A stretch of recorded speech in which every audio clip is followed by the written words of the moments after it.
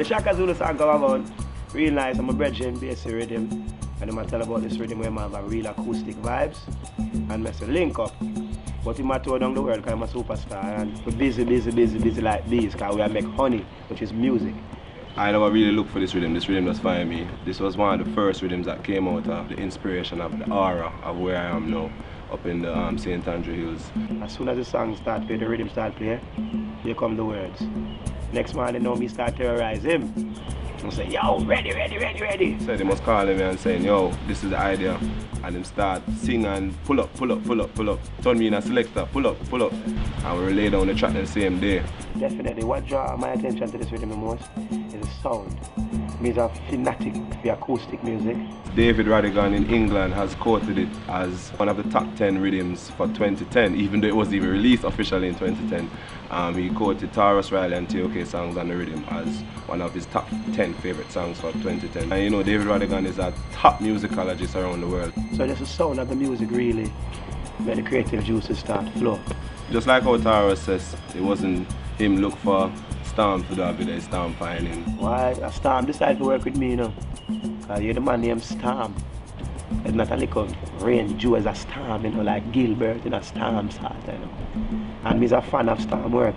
Better must come. I watch it until I can probably recite it. You know what I mean? My friend them laugh and say, better must come again. I say, yeah man. When I see it, like the next day I meet him at TVJ, I do a morning time thing, and I say, my youth, you're the boss. And I say, yo, video, and Shaka Zulu does come and I say, you know, it's a Storm. You do it. This is actually interesting, the first project that I'll be putting out as a director since my movie.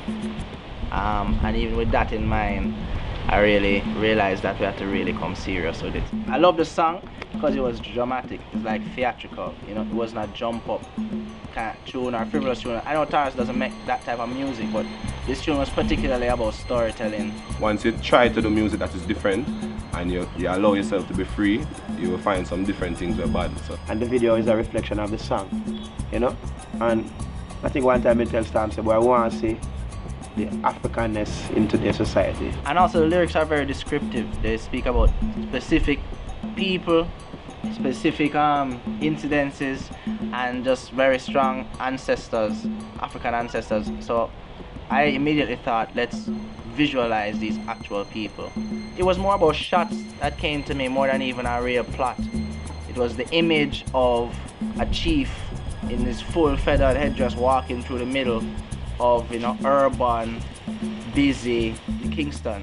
It was on purpose that the characters were young, and also we had characters of varying ages, but the most of them, as in when we showed Martin Luther King, it was a young Martin Luther King, it was a young Malcolm X. It was Malcolm X at the beginning handing out pamphlets, you know, because yes, we have to make that connection. We didn't want to say yes, it's old history and it's old people. What I hope to accomplish with the song and the video is to just make the whole blackness and the Africanness a part of the pop culture. This is really our heritage, this is our culture, and although all we are Jamaicans, this land belongs to the Arawaks. You know what I'm saying? Africa is where we are from. I think it's cool to talk about Africa, like me tell you.